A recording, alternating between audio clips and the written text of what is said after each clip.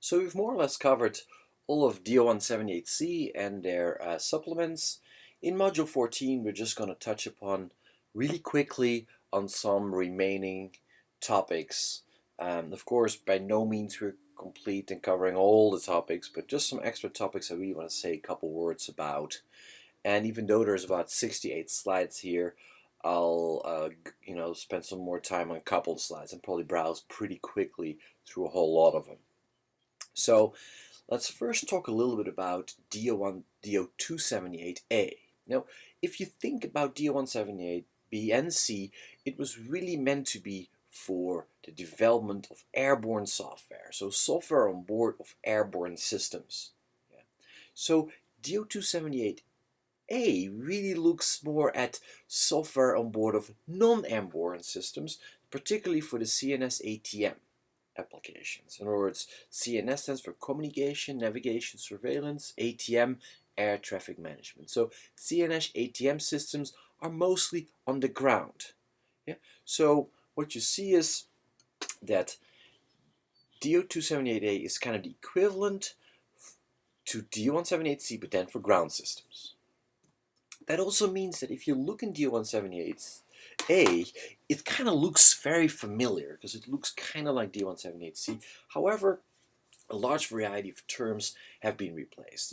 Airborne now became CNS ATM system. So airborne software became CNS ATM system software.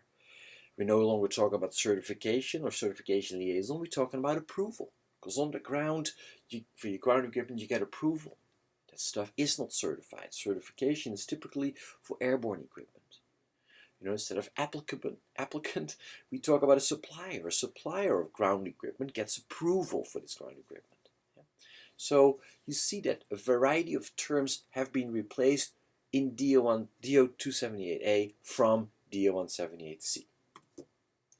Now, the other thing that has changed is that rather than having the 5 levels, A, B, C, D, that you have in DO178C-ED12C, remember ED12C is just the European equivalent, they actually have 6 different levels for DO278A.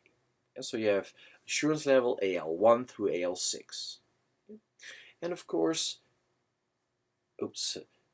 just like we saw in DO178C, they come with a whole lot of objective stables. And these are kind of similar to the ones that you see in that you won't see in DO178C. Low-level requirements comply with high-level requirements. We saw this one. This objective is also there in DO178C. Now, what has changed is probably some of the text in the activities or objective descriptions, but also the assurance levels now have been extended to and here you see 5 out of 6. Of course, in D178C you see A, B, C, D, and then E is not put on there. Now, related to that, you also see that the tool qualification issues for tools that you would use on ground software are really quite similar. The criteria that you have, criteria 1, 2, and 3, that you do have for D170C apply also to DO278A. However, in this case, the tool qualification level table must be mapped on these new 5 levels. Yeah? Of course, remember level E and level AL6 are no effect categories, so they're not included. So you read just a little bit of an extension, but the basic criteria stay the same.